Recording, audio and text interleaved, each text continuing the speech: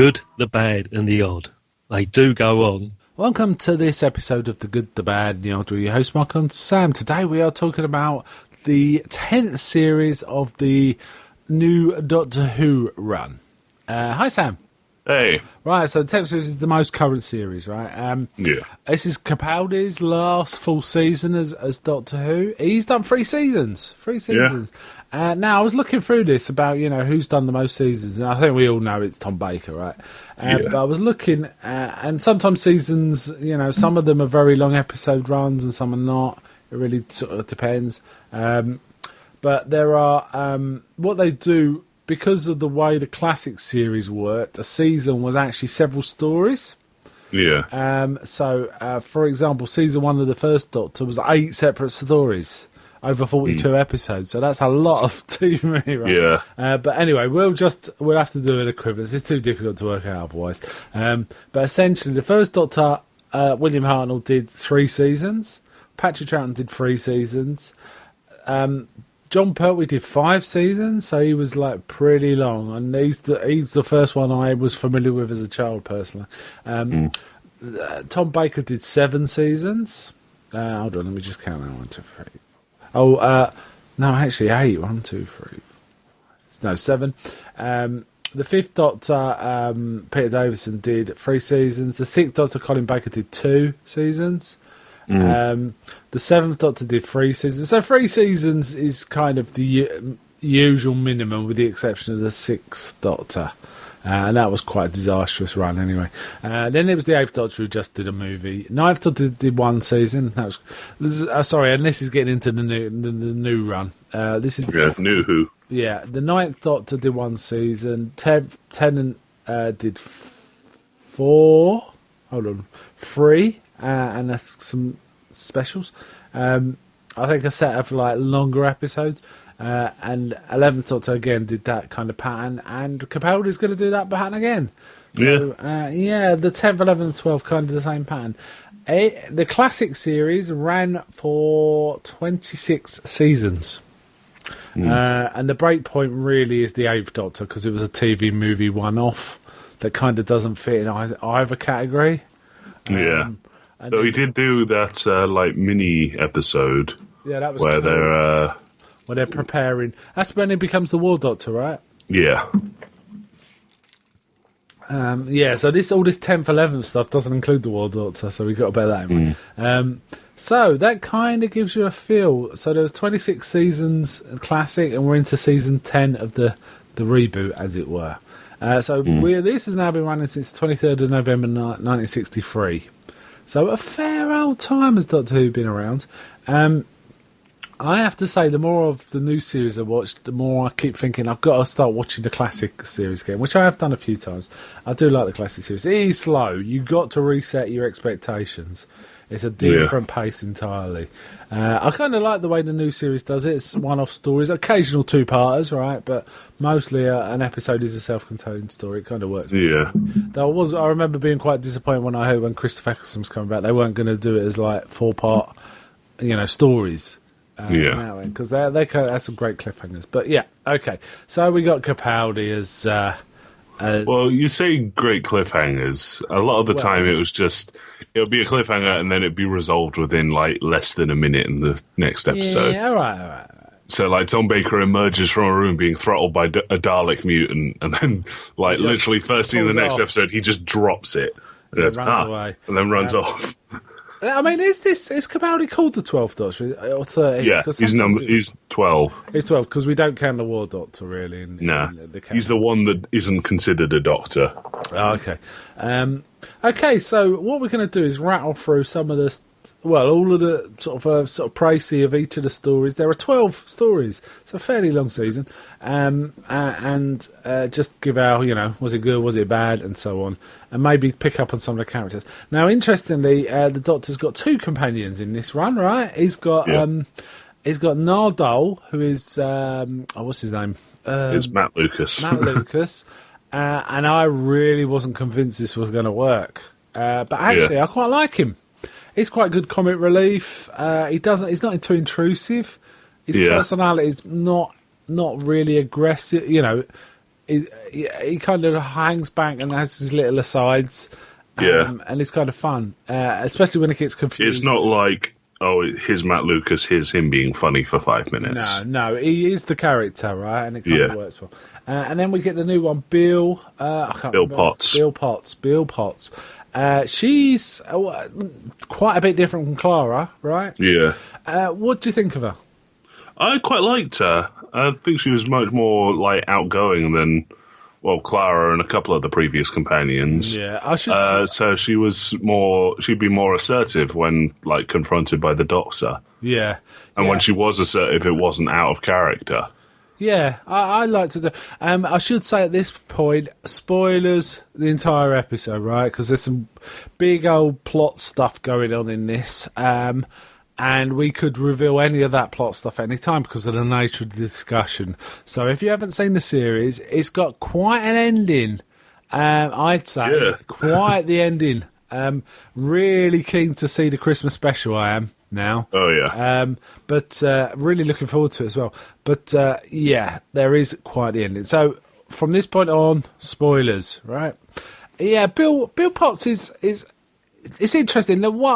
She's obviously a lesbian, and that's referred to in almost every episode, which is a bit tiresome, right? We know. Well, there's sometimes where it's like, because I think it's because she's both a lesbian and black. They kind of push like angles a lot, so they'll like bring something up, like they'll go, you're blue, and then they kind of push a racism angle really suddenly. And she's saying in the episode, and it goes nowhere. I know about. It's all right. I know about being sort of picked out, and the blue guy goes, "Why?" Yeah. Can't you see it? Just going, no. And there are some fun references to it, and I'll talk about them when we get to the various episodes. But yeah, Bill works for me too. I never really took to Clara, I have to say. She was nowhere near. She was fairly. She was a bit too wide-eyed. A bit too, yeah. I never really liked her as a companion. I much preferred Amy Pond and Rose, and Donna even. You know, I was never a big fan of Martha, but I do prefer Martha to Clara as well. I think Martha worked a little better. So we have the Doctor with two companions this time, which is kind of picking up on what they kind of did a bit with Matt Smith at the end with. Rory and Amy, right? Yeah. So he's got two. Well, he did it quite a few times with Rory and Amy. Yeah, and there's been other stories where he's had three companions in the classic series. Yeah, he used to. It was him, Adric, and then there's two lasses. I can't remember the names. Yeah, and there was also a phase in Tom Baker's run where he had Harry and Sarah Jane as well. Yeah. So there was that too. So they, the Doctor, it starts. The first episode is called The Pilot, right? Nice. Yeah. Written by Stephen Moffat, I believe. Yeah. Stephen Moffat. Stephen Moffat's the showrunner, so he's kind of writes them all. Yeah. So. Yeah, of course. Got 6.68 million on first showing, which is respectable. It's the start of a season. You expect a bit of a peak, don't you, on the start of a season? Yeah.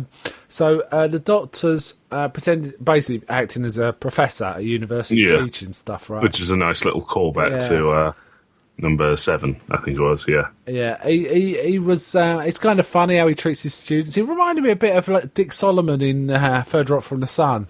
Yeah, kind of. Talking over their heads a bit.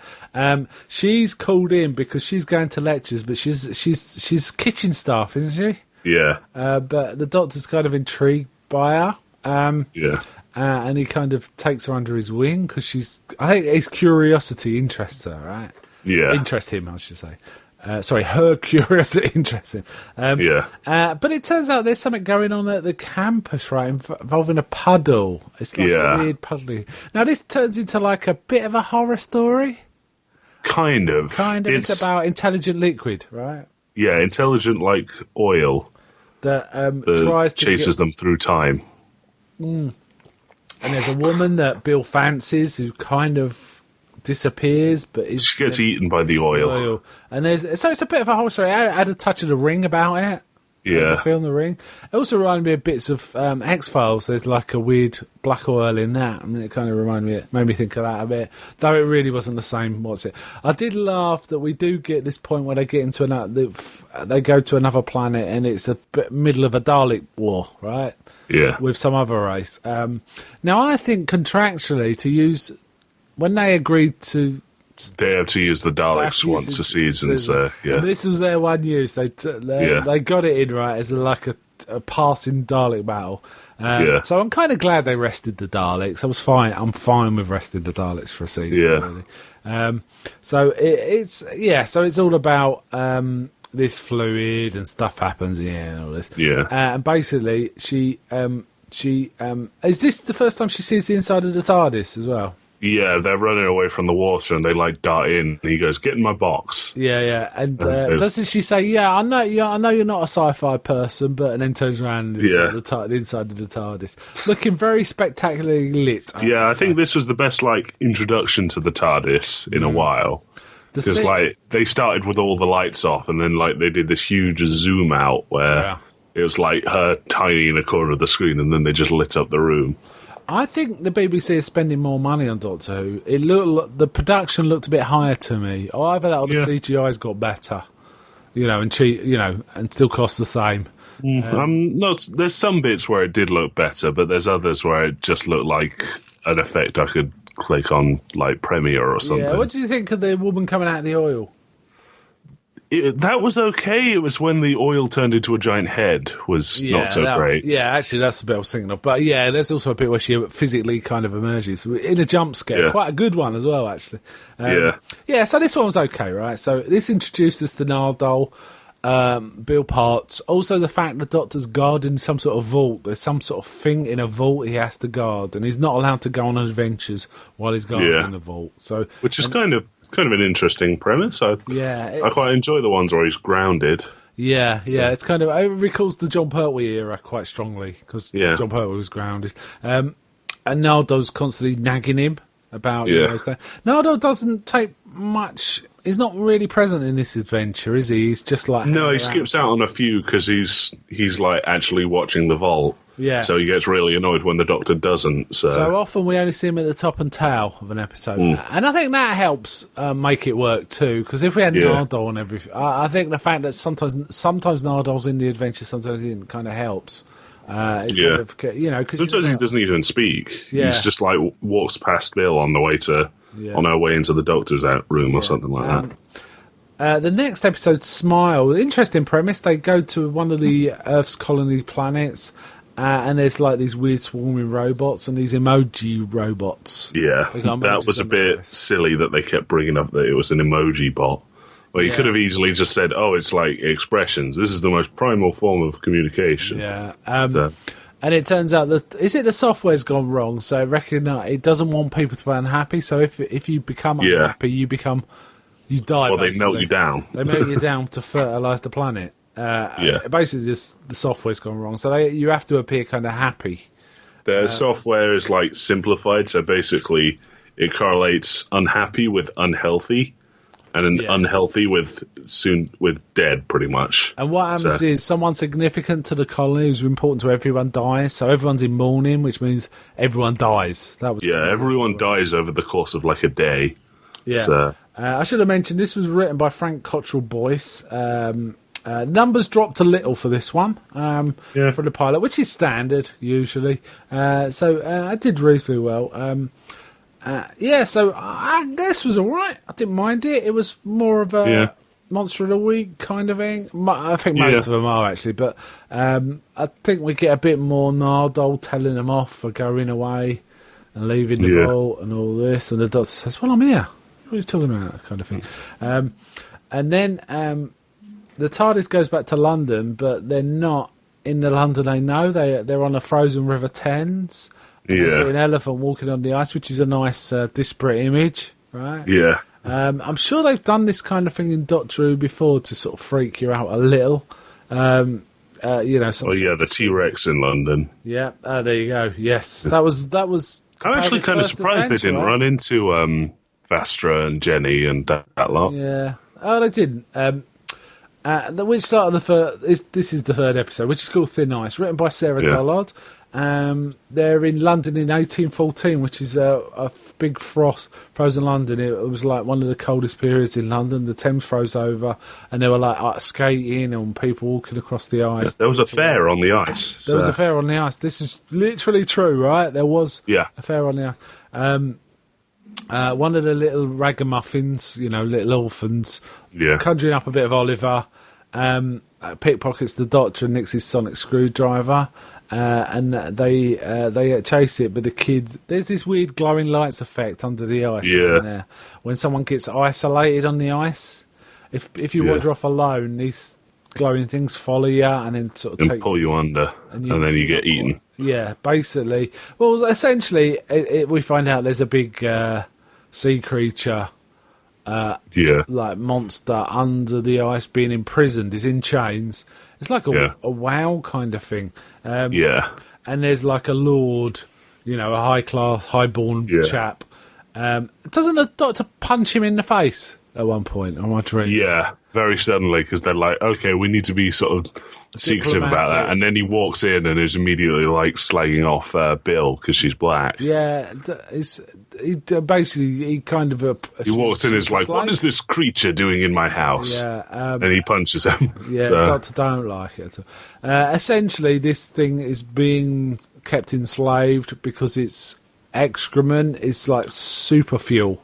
It burns like 1,000 times hotter than coal, 1,000 of the usage. Yeah, so they essentially get the creature out, don't they? There's shenanigans and they get the creature out. Yeah. Again, when I come back... Wasn't a big fan of the episode. Not a big fan? Nah, it was fairly boring, and they were kind of just adding, the racism didn't really need to be in the episode. It didn't really make sense, considering the guy was using, black workers and thugs. And he just, walks up and is, slagging off Bill, and it just seemed like I said earlier, they kind of started including, messages in the thing. In the show. I would have liked to have had a little bit when the Doctor... I like the Doctor hitting the bloke for just annoying him. I wish the bloke had tried to fight back and the Doctor had used a bit of the old Venusian Aikido. Yeah, he did use it later in the series. I want him talking about Venusian Aikido sometimes. Well, they brought it up. He goes, I know martial arts, and Nardul goes, don't you need 4 arms for that one? I missed that. That's an excellent one. Yeah, they do. Yeah, that is true. But I did like how callous the Doctor was at some points during this. Yeah, the urchin got pulled under the ice, and just his arm was above it, holding the sonic screwdriver. He just walked up and took the screwdriver, and then the kid disappeared. Yeah, I have to say, that's true. I have to say that in terms of the series writing, the downside of it was some of the plotting was a bit, sort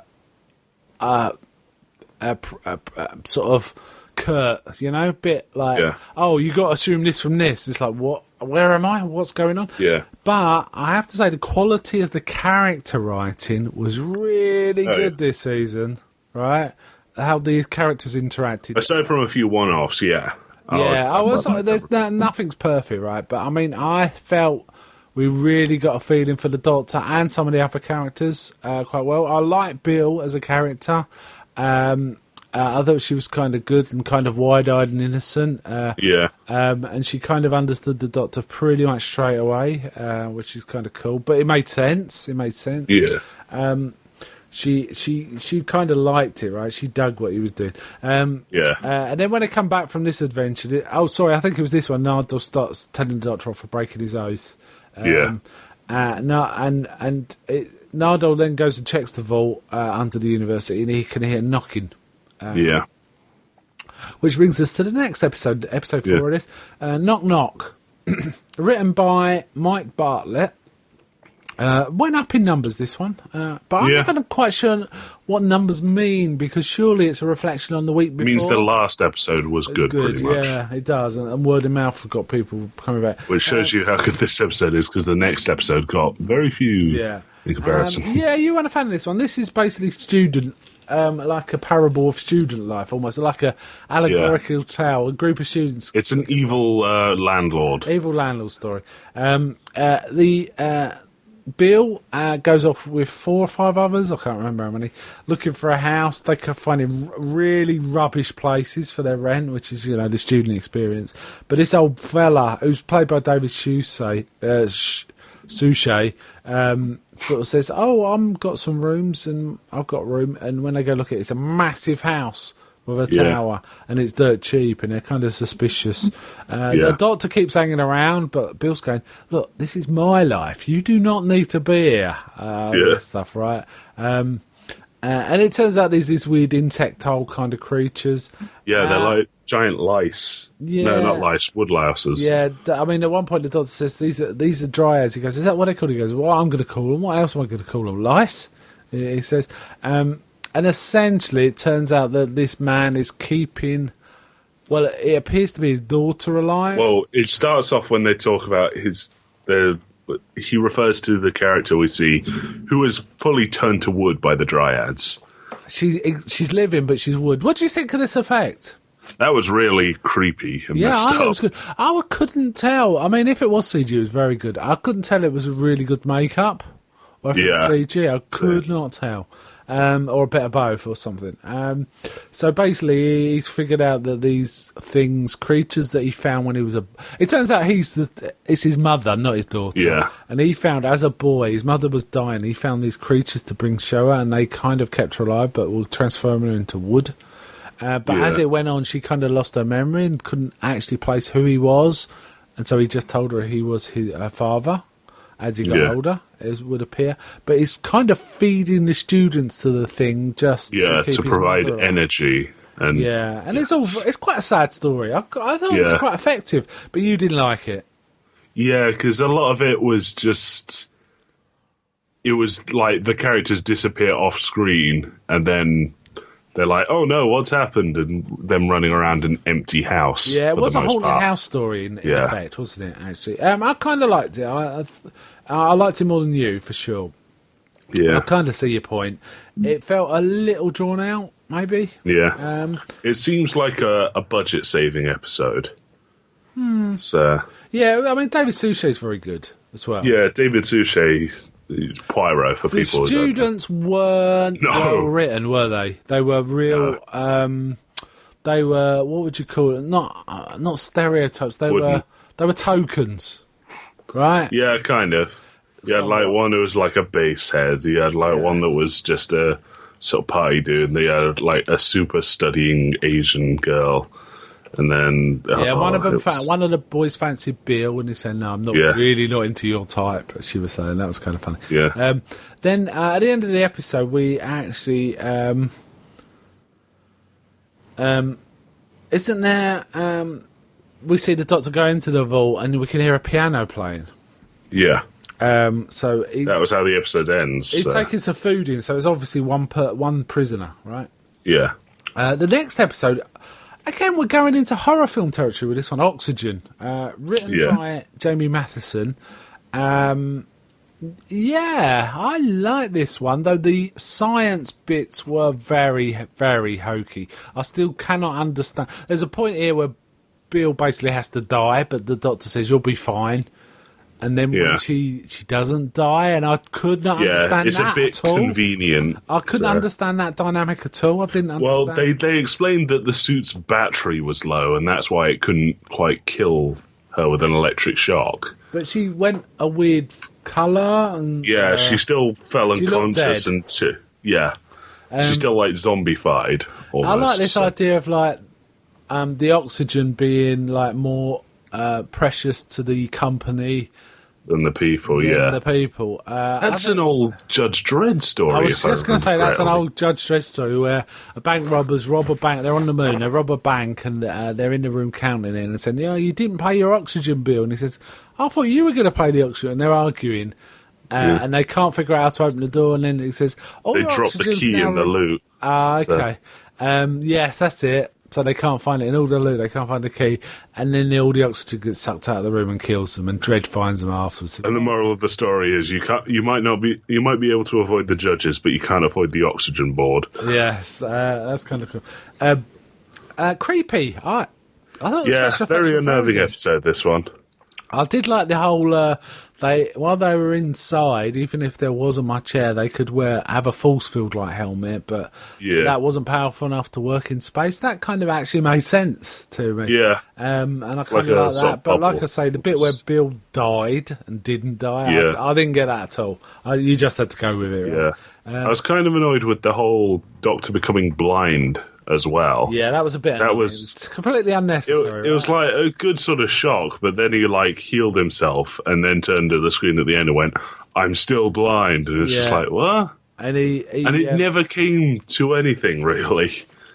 Yeah, you thought that was going to play into a whole thing. It did play into something in a bit. Actually, it played into one little thing. That was quite big because the Doctor was going to die because of it. Right? Yeah, but it was a bit of a cheap shot. Plotting wise, I thought. Yeah. And he used a bit of regeneration energy too, so we're seeing the touch of the him in playing with regeneration. Yeah.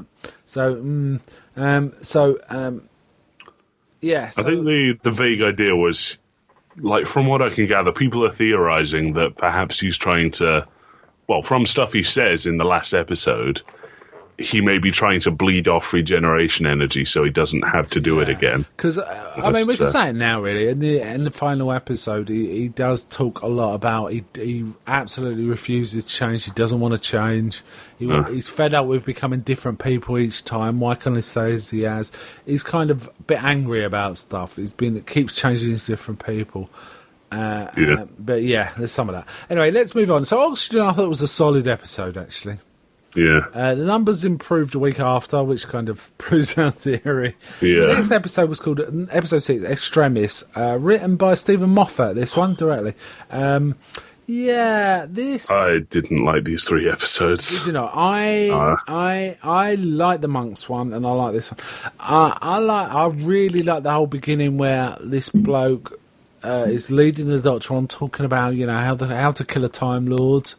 And it looks a bit like the Doctor's being led to his execution, doesn't it? Yeah. He's saying, Time Lords are very difficult to kill. We have to do this and we have to do this. Yeah. And then we see Missy come out. Yeah, then they wheel her out and sort of lock her in there. And he says, and that's why it's a privilege. That's why we would like a Time Lord to be the one to kill another Time Lord. And I honestly thought Missy was there to kill the Doctor. It didn't occur to me. I never thought it was. Anyway. She came out being grabbed by the guys. So. Yeah, that's true. But essentially, he's about to. Well, it appears that he might be about to. But Nardole rocks up with an old book that's River Song. River Song's diary. So diary. I can't remember what it said, but basically, it's don't kill your own kind. Don't kill her. Don't kill her. So in the end, he says, "No, I'm not going to kill her. I'm going to guard her for 1,000 years." No, he vows to guard her. They say, "We want to kill her, and then you have to guard the remains for 1,000 years, just in case." And he vows to guard her for 1,000 years, doesn't he? He doesn't say anything else. They take that as a promise, but then he doesn't kill her. Well, he rigs the execution device so that it just knocks her out for a bit. Yeah. And then the guy's threatening him, and you can't do this to us. And he says, why don't you look on your device and see how many deaths are attributed? No. He goes, check for me on your device. He goes, yeah, everyone's on here. And he goes, no, check under causes for me. Causes, yeah. And it goes up into the billions, doesn't it? And everyone starts running away. Yeah, what I like is it keeps tallying up, and they start having a conversation, and the thing's still tallying in the background. Yeah, and then he runs away, and it's still tallying. Yeah, it's funny. It turns out anyway. So that is who's in the vault, right? Yeah, that's what the promise of guarding her for 1,000 years. He's watching her in this vault. Which is nothing for a Time Lord, really? No, not really. Considering he's the Doctor kind of skipped from 1,300 something years to 2,000 between over the course of the series just before Capaldi. Yeah. So, in present times, the Pope himself comes to the Doctor and asks him about this text they found because Veritas. This reminds me of a Monty Python sketch where they talk about the funniest joke in the world. And if anyone reads it, they die laughing. This was kind of like that. Anyone who reads this, it was funny because they all came in like red robes, and I was like, no, didn't expect this. That. So. Okay. And they said everyone who reads the text kills themselves, and it turns out we're in the Matrix, pretty much. Yeah. Right? And basically, the text is telling you you're in the Matrix, and how to test that. And to get back into reality, you just kill yourself, right? That's what it is. Well, no. It's not the Matrix. Everything is a computer simulation, even the people. Yeah. But it's not like people are wired in. No. I mean, not literally like that. It's a simulation being run by these weird monk monsters. These weird monk monsters. To, like, simulate how well certain invasion plans would work. But the simulation doctor somehow works it so that he can send a message to the real doctor. Yeah.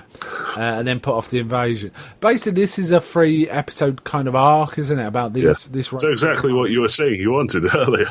Yeah, not quite. So essentially, they're creating a massive computer simulation of the whole world to figure out how best to do the invasion. Yeah. Kinda. Well, it's to see how people react. Yeah, and we found out something interesting about them in the next episode, or all the episodes after. They have to be invited, don't they? They can't just... They're like vampires, almost. Yeah, I think... Doesn't Bill actually make that comparison at one point? I can't remember. Yeah, I think she does. Like, vampires have to be invited in, I think she said. So this is all going on. He's still blind here, right? But he's wearing his glasses to look around. He keeps his glasses on because they provide like a green and black. Yeah, it's these Sonic glasses from last series that he had for like 5 minutes before he broke them. Yeah. So it's too perfect a simulation. The doctors are too perfect. So he manages to somehow, via his glasses, send the real doctor the info. It doesn't really resolve this, does it? Other than monks rock up. It's just sort of like... It's not like the doctor realises what's going on. We don't see the real world does. Isn't there another one where Donna kind of ends up in a fake world and she has but that was about one decision changing reality. Oh, okay. It was like parallel universes almost. Okay, so Schrodinger's cat kind of thing. Yeah. Okay, episode 7 is the second in this 3-part, The Pyramid at the End of the World. Written by Stephen Moffat and Peter Harness. Essentially, there's like tensions between Russia, China and the US, and they're kind of armies are kind of at a meeting point, and this bloody huge pyramid appears. And well, it's not that they're tense. They're tense because this pyramid has just appeared. Yeah. So this pyramid, they're saying, we've come to save humanity. So the Doctor kind of works backward. I'm going to just talk about the 2 episodes, actually, because they kind of run into the same story, right? Or should I? Yeah. What do you think? Good. Yeah, so this is episode 7, The Pyramid at the End of the World, and episode 8, The Lie of the Land, which is a good title, actually. Yeah. Right? Essentially, they're there because a disaster's about to happen, and they can avert it, but only if you agree to live under them, right? Yeah. So the Doctor starts to work out there's some sort of disaster going on. Then they work it out. He does something quite clever here. He says, this is going to be biochemical. And the monks will be monitoring all the labs. Let's shut them all down. He says, well, how does that help us? He goes, because they'll only turn on the one they're interested in, which is clever, right? Yeah. And that's how they figure it out. Then he gets to that lab, and there's like, there's various, people working in the lab. Yeah. The one that kind of gets focused on is like a dwarf. Yeah. She's all right, though. She's okay, but it's not a particularly interesting resolution. The Doctor flirts with her a few times. Yeah. This is weird. Because he never flirts with anyone. No. Except... flirted with. Except Rose, maybe. Yeah. And Missy sometimes. Yeah. So they figure out how to blow up the lab, but when he's trying to escape, he has to do a combo, which is on a... Yeah. Instead of a on keypad. It's just happens to be not a keypad combo. It's like rolling almost like in a padlock you roll instead of. Do you know what? Yeah. What are they called? It's a digital screen. Well, no, it's a rolling. They're like rollers with the numbers. And, of course, because he can't see the numbers with his glasses, he doesn't know what the number says. And he has to do that to get out the room, which is going to explode. Yeah. And basically, Bill, he's going to die, but he'll stop the monks taking over the world. Bill doesn't want to do this, so he makes a deal to restore his sight in time, but offers them to come to someone. It has to be someone with power. He offers the invitation. Yeah, it has to be someone with power. And every time someone comes to him and says, "Yeah, well, you can do this," he says, "Are you someone with power?" And they kill people dead. They disintegrate them into like sand if they mess with them. And they realise because Doctor's the president. They call the Doctor the president through this. Yeah. And she represents the Doctor, and that has his ear. Yeah, there's a few like weird throwaway lines about Trump as well. There are a few. There's some in later episodes, right? They keep this like these two parts of the 3-part. They keep like alluding to Trump.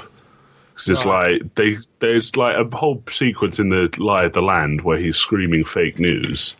Like, literally, he's just going, all of this, fake news! Oh. And it's just like, bit two on the God. button, right? Yeah. And then Bill, when they're talking about really the president, which is Doctor, and when the military are chasing down the Doctor, because he is the president of the world, whenever aliens invade, he goes, do you know, they go to Bill and go, do you know where the president is? And she goes, I didn't vote for the orange tit or something like that. Yeah. And it's like, why are you bringing this episode? Yeah. Yeah. So it's so essentially the monks are invited in, and then we cut to the next episode, and it's essentially the monks rule the planet. It's got a touch of the 1984. It's V for Vendetta, but done worse. V for Vendetta, Equilibrium, all of those are kind of like. The monks run the place, and they're trying to change history to suggest they've always been there, and everyone kind of is going along with it. It's got a touch of the They Live about it, and that's a little. But Bill is kind of aware of it. Nardole finds Bill. We also get a sequence where Bill's talking to her mother because she don't know who to talk to, and she's imagining her own mother who's dead. Yeah, and she has conversations with her. Anyway, they find the Doctor, and it appears that the Doctor's cooperating with the monks, and in the end, Bill shoots him. But it's just a test, isn't it? Again, very V for Vendetta, right? Yeah. Testing someone to their limits. There is that. So in the end, the Doctor's not wanting it, and they figure out how to get in there, and he wants to break in and use like his mental powers to overcome him.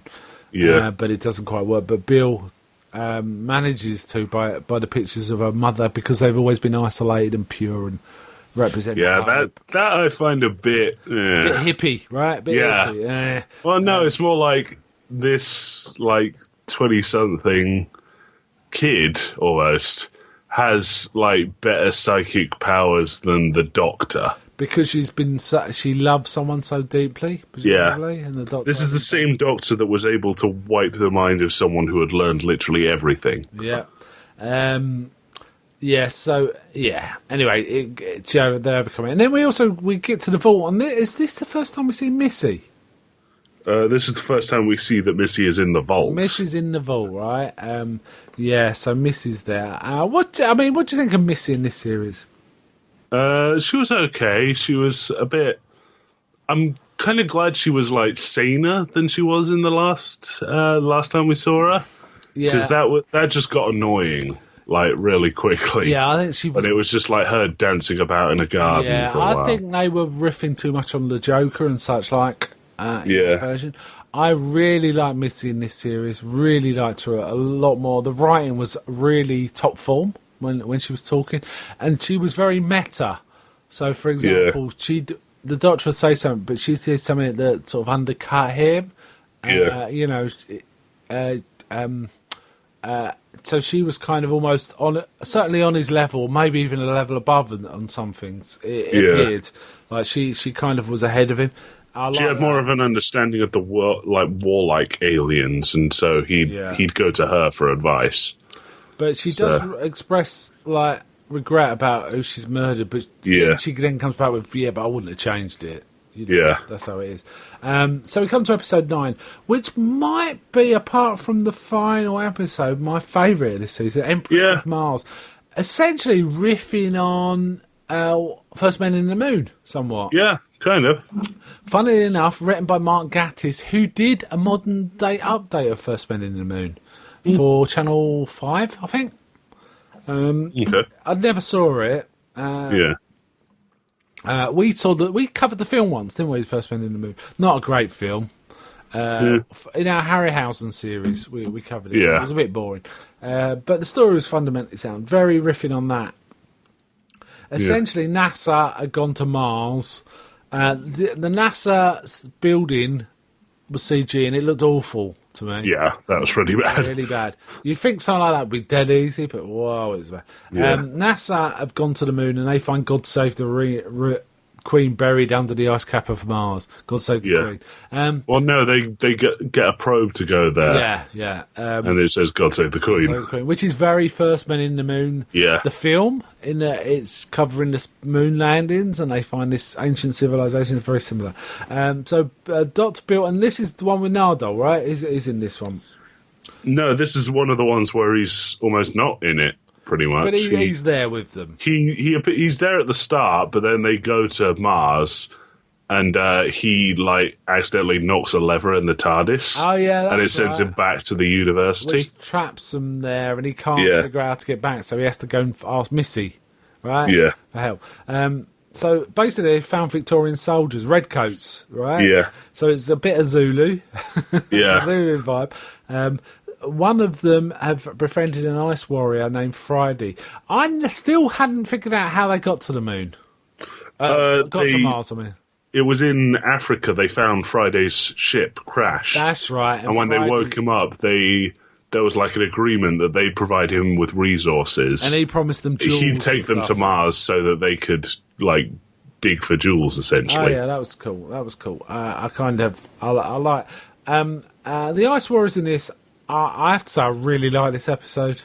Yeah, there was very little I didn't like about it. This showed more of the violent tendencies of the Ice Warriors as opposed to that.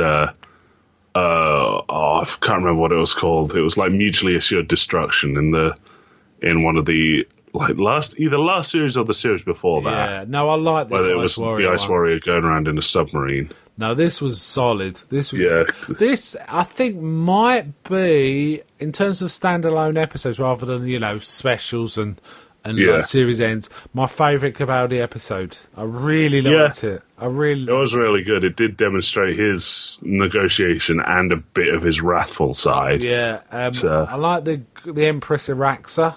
And I like the whole dynamic of the captain being a coward.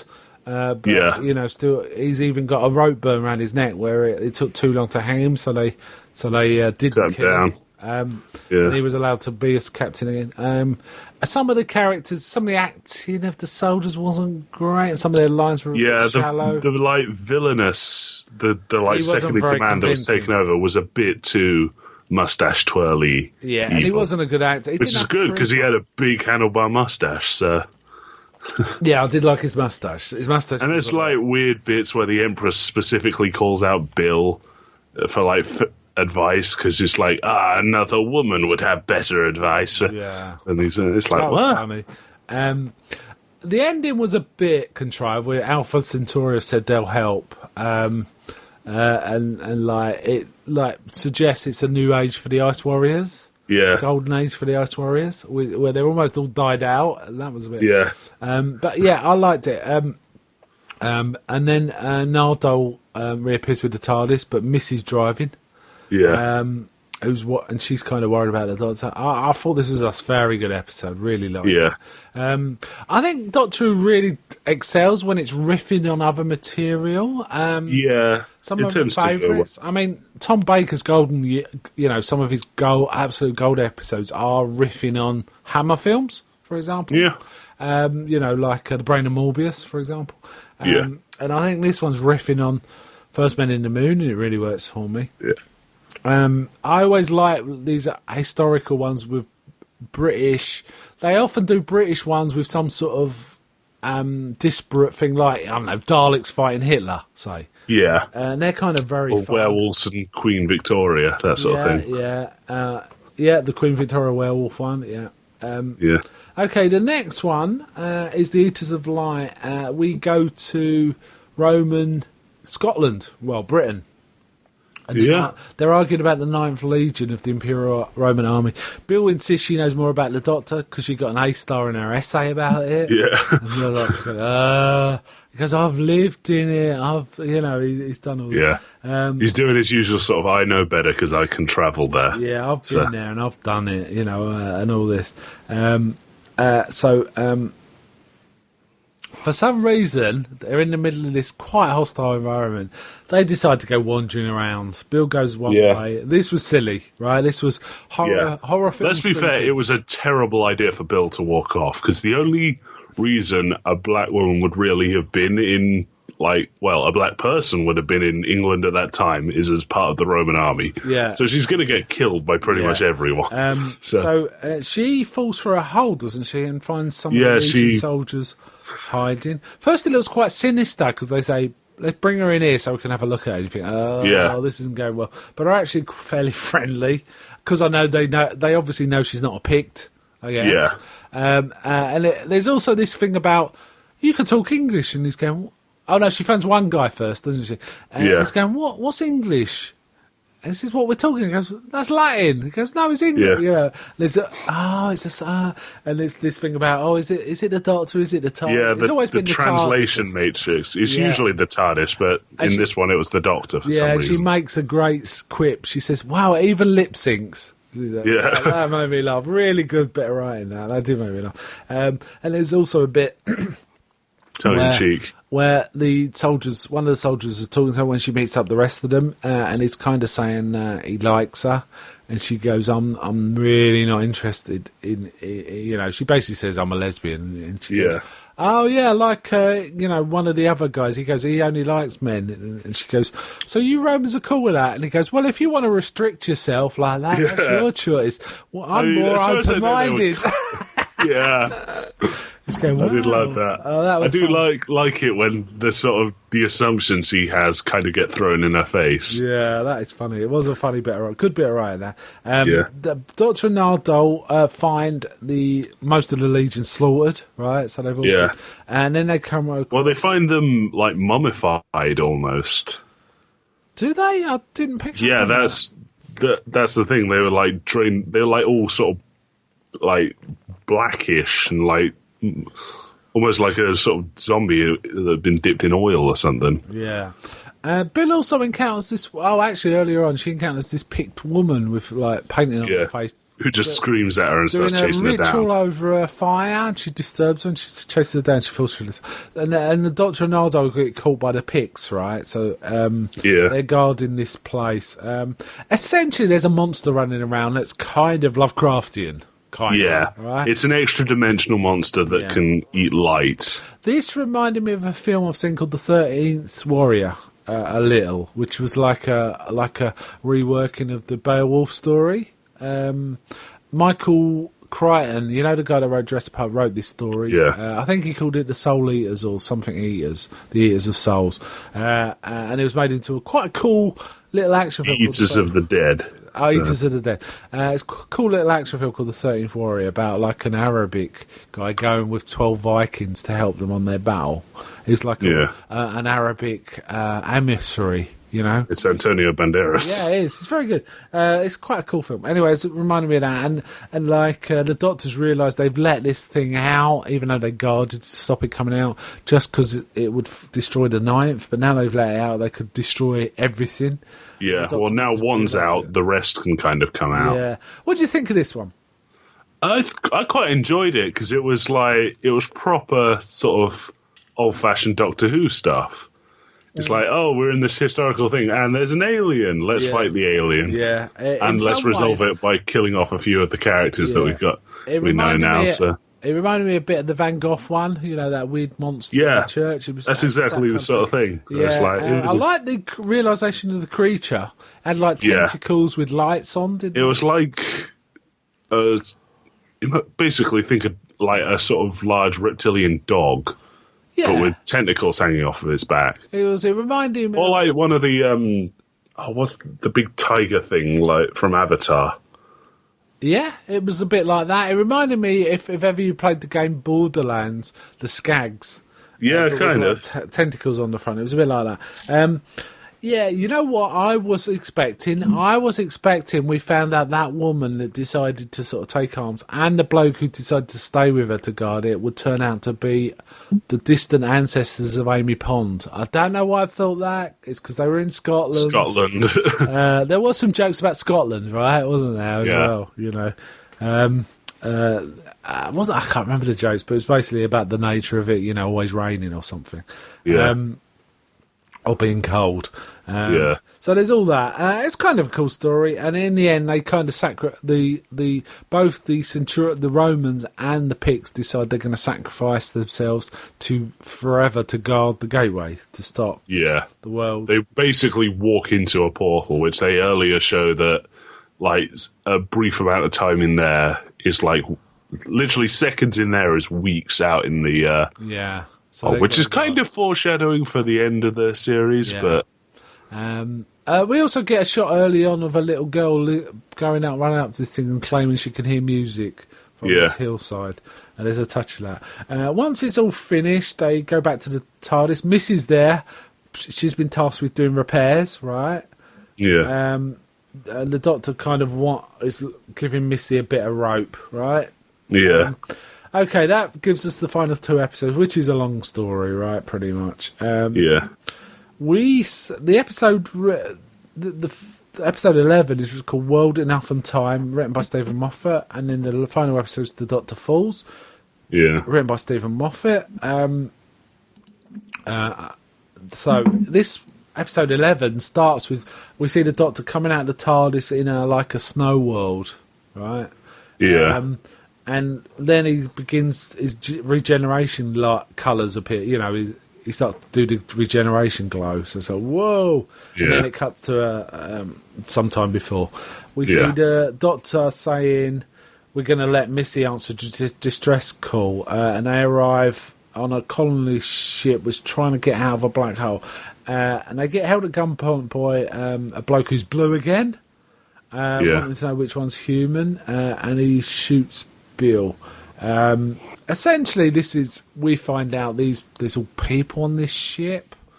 And it's got a very interesting dynamic there. It's going into the black. It's a massive ship. It's going into a black hole, but because of the nature of the black hole, time at the of the part of the ship which is closer to the black hole is running way faster than time at the other end. Which is how I think it's actually supposed to work. Yeah, I don't know. It's how it's theorised to work. So. But essentially, the bit at the front is like you could. It's like 400 miles long is the ship, or something like that. If you're at the front of the ship, what is a couple of seconds to you is going to be weeks and weeks at the far end of the ship, right?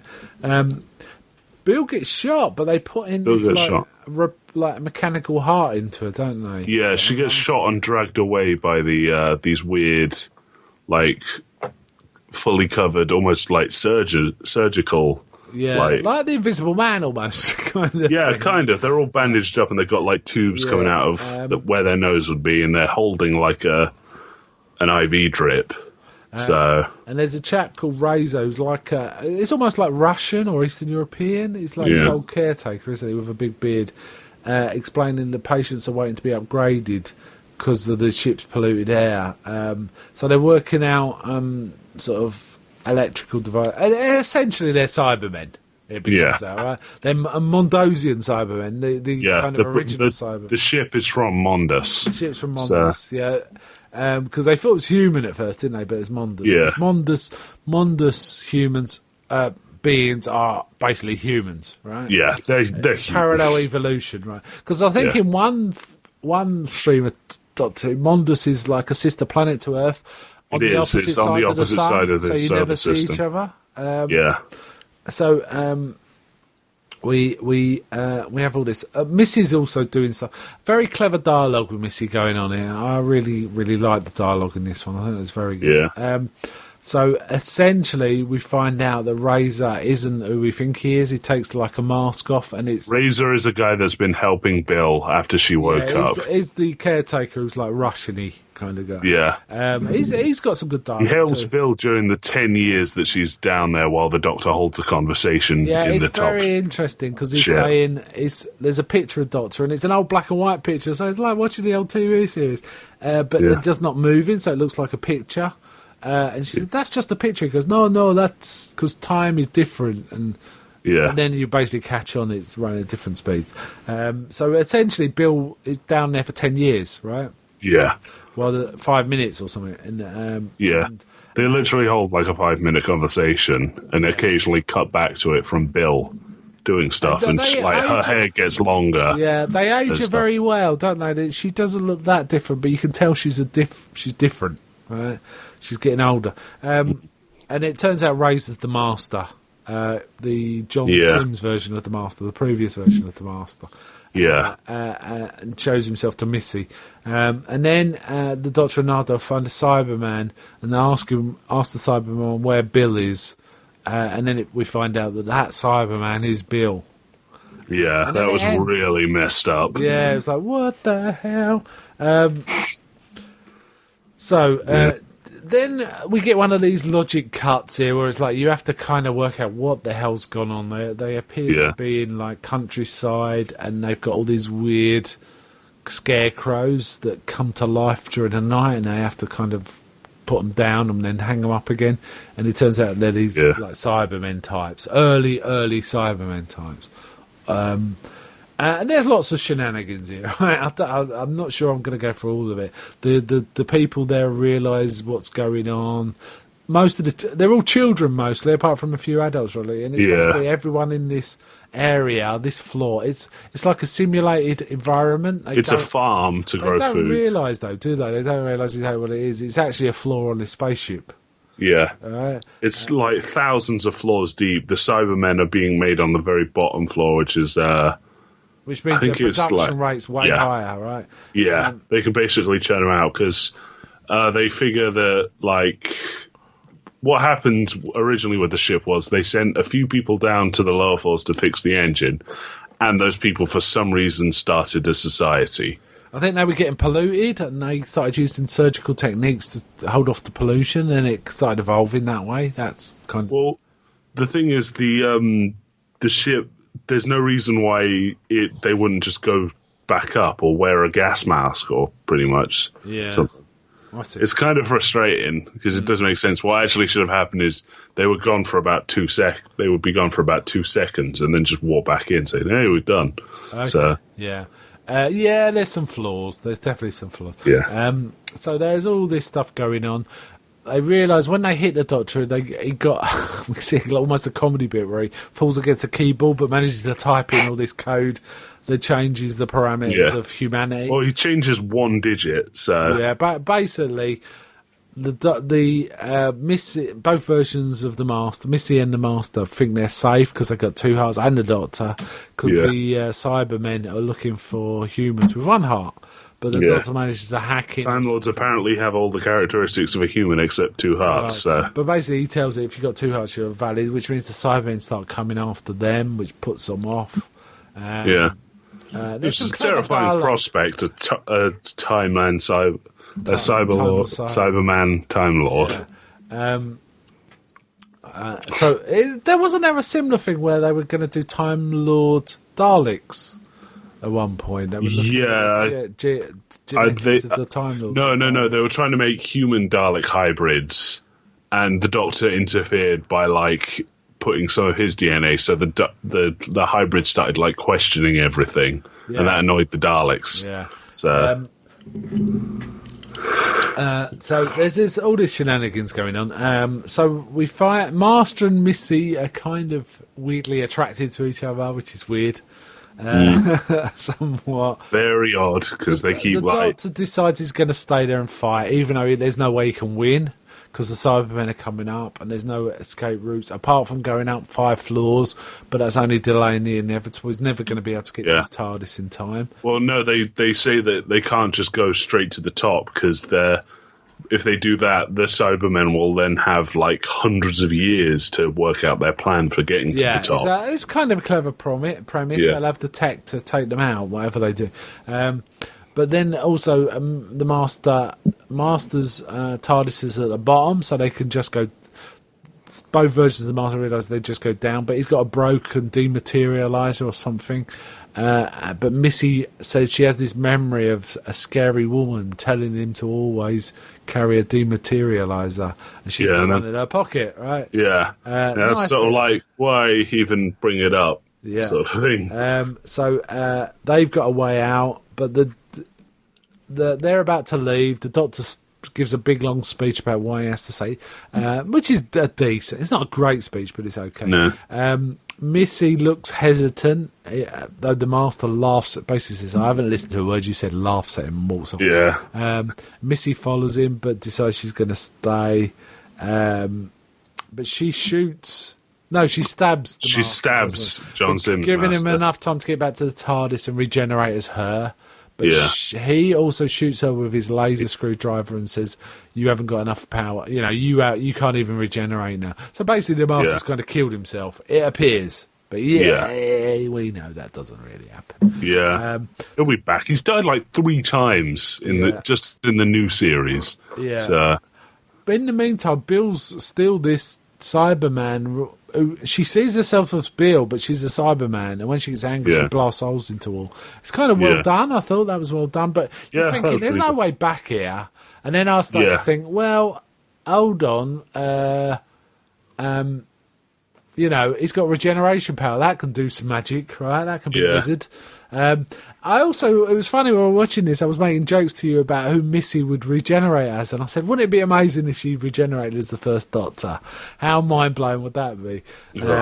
And you thought we were going, but well, no, because the Doctor and the Master grew up together. That's one of the few things they specifically say about their history together.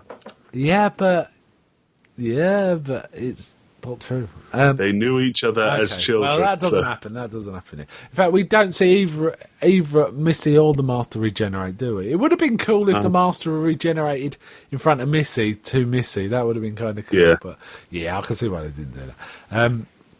The Doctor, they basically escape. The Doctor takes out all the Cybermen by blowing up everything, right? Yeah. Well, he takes out all the Cybermen on that floor, which was most of them. Right. So they. Bizarrely, Bill... Oh, there's also this reference to tears through this. At one point, as a Cyberman, Bill cries. Yeah. And Doctor said, they use that as the proof that she is not a proper Cyberman. And it turns out, we didn't say it at the beginning, but in the pilot, the episode called The Pilot, doesn't the weird girl alien thing cry onto Bill? Which means she can track Bill. But then, by magic... she kind of manages to turn Bill into one of her own kind. Yeah, so she basically converts Bill into the cyber liquid. The sort of... The space oil. Liquid. Yeah. It's a very strange sequence. So Bill survives, but she's in a different format. But they do enough to save the Doctor and get him to the TARDIS somehow. Yeah. Right? So this is proper... let's make up some shit to get this story going. Yeah. It's a bit annoying, but I didn't mind it that much. But then Bill and the girl go hand in hand off into space. Yeah. Right? So it's like... I thought that was... it's like, I mean, she had a thing for the girl when she met her. Yeah. But she actually cares for the Doctor. Yeah. Why is she just leaving him alone after he's practically died? Doesn't wait for him to wake up just so he knows where she is. Yeah. So anyway, it seems to be a thing with companions of Capaldi. They just like make him forget them almost. Yeah. Well, Clara made him forget her. Yeah. And this one's just disappeared off. And again, there's also a thing with the companions have been or are the monsters themselves at some point, because we had Clara as a Dalek, didn't we, at one point? Clara was a Dalek, and then she was actually an undying, basically a zombie. Yeah. So now we got Bill as a Cyberman, right? Okay, as a Cyberman, and then a space oil. I kind of like Stephen Moffat, but I don't think he served Capaldi that well, though I think this season has, I'd say. This season's been better than the other two, but... I think this really it's working quite well now. Yeah. There's interesting that Capaldi often keeps referencing other doctors. You know, he offers a kid a jelly baby at one point. They're talking about the fact that at one point the Master's talking about, how do you die? Have you ever done this? Have you ever been stabbed? At one point he goes, I know you've fallen, which is... Yeah, well, that was because he did that. So. Yeah, that was Tom Baker's death pre-regeneration into Peter Davison's Doctor. So there's references to that. So that's interesting that there's all these... and I think a lot of the lines come from old Doctor Who serials. There's various lines that come from old Doctor Who things. The stuff about, while there's tears, you live on, or something like that. I'm sure I've heard that. Yeah. So anyway, the Doctor wakes up, the regeneration starts. He goes out into the snow planet, refuses to regenerate. He sticks his hand in the ground and starts screaming that he wants to stay. Yeah, which is like, this is seeming like a really awkward... like real life sort of, well, a reflection of real life. Which is kind of how Tennant went out as well, actually. Yeah, well, he went out saying, I don't want to go, and then Matt Smith went out saying, I will always remember when the Doctor was me. Yeah. It's like, oh. And he already did, I think Capaldi did say at one point to someone, I'm not a... because the Cyberman says, we don't need a Doctor when he identifies. He goes, no, I'm not a Doctor, I'm the Doctor, the original, you might say. But then he blows them all up. But what we get here is we got him saying he wants to regenerate. But then a figure starts walking towards him in the snow, right? Yeah. What do you think of this? It didn't make sense, but I'm going to roll with it. It makes perfect sense to me. It's the first incarnation of the Doctor, the old Doctor. William Hartnell Doctor, not played by William Hartnell, obviously, but someone who looks very much like him. The guy that played him in that Adventure in Time and Space, very good choice, I thought. Yeah. Is the first Doctor, and he introduces himself as the original Doctor, you might say. Yeah. And then it ends. So looks like the Christmas special is going to be an adventure with Capaldi's Doctor and the first Doctor, which is awesome as far as I'm concerned. Really, I'd kind of like it if they kind of basically went round again. Like they just continued on with this new guy who's playing William Hartnell's Doctor. Wouldn't it be amazing if at some point Capaldi mentions Daleks and he says, what are Daleks? Yeah. Because I don't think between meeting the Daleks and regenerating, he was like left alone pretty much. Like there was never a point where he'd lost all his companions and then picked up a new set. Well, I mean, the very first adventure, he's got a granddaughter, apparently. Yeah. So this might be pre-that. This might be before everything. Yeah. This might be him like on his adventures on his own. He might mention he's got a granddaughter on Earth or something like that. We'll see, right? There's a lot of fanboy possibilities that I bet there's going to be loads of speculation before Christmas. Yeah. But I kind of want a series where it's two Doctors, the entire thing. That'd be amazing. Yeah. Just one that's the companion of the other. I do. I also like the fact that actually it's quite a clever dynamic that if a doctors encounter each other, the older one doesn't remember the encounter at all. It gets removed from their memory. That's kind of a cool dynamic. So that's kind of been true of all the crossover episodes. So this final episode wasn't perfect, but man, I really dug the ending. Yeah. Did. The Bill stuff was nonsense. I like the rest of it pretty much. I thought it was pretty good. I like the Misty and Master stuff. So it was a bit of roller coaster ride in terms of quality, but I have to say I thought the entire season is the best one so far. So far. And I actually, like I say, I really like the Empress of Mars episode, but I really dug the ending of this one too. Yeah. So really looking forward to that Christmas one. In a way, I haven't really looked forward to a Doctor Who special before. I don't think. Yeah. Hopefully, it's not something stupid like Santa comes along. Or I have to say, I did dig the final Matt Smith one. I thought that was that was pretty good. The David Tennant one was a bit too. The Town of Christmas. Yeah. The David Tennant one had the Time Lords, and Timothy Dalton. So yeah, but it was too quite enjoyed that. protracted. He's like, they gave him 10 minutes to like go and look at his other assistants, and so I was like, okay. Yeah. That was too indulgent, I thought. But this one was solid. Really looking forward. Excellent idea. Yeah. And of course, the whole series has a new showrunner after this special, right? Yeah, I think so. I think Moffat might be on for this last thing because it's credited as that, and also I noticed the director of these last two is Rachel Talalay, and she's also credited for the special, and it's written by Stephen Moffat, so it's got the same DNA structure and so on as these last two. So yeah. I hope they don't get into be too clever for the plotting. But I'm very confident the actual characterisation and the ideas are going to be cool. Yeah. You know, so we enjoyed this series, right? Yeah. Yeah. Okay, then. Let's call it a day there. So I think you had an idea for the next episode. Do you want to tell everyone what it is? Oh, yeah. Independence Day. It's Independence Day in 2 days for us. On the day we're recording this, it's Independence Day in 2 days. So we're going to watch Independence Day and record about... I mean, we've covered it before, so we're not going to bother with Resurgence, right? No. No, we'll just do the original Independence Day. So we're going to be doing that and doing our thoughts yet again on Independence Day. So that's going to be fun. Okay, so bye from me. Bye.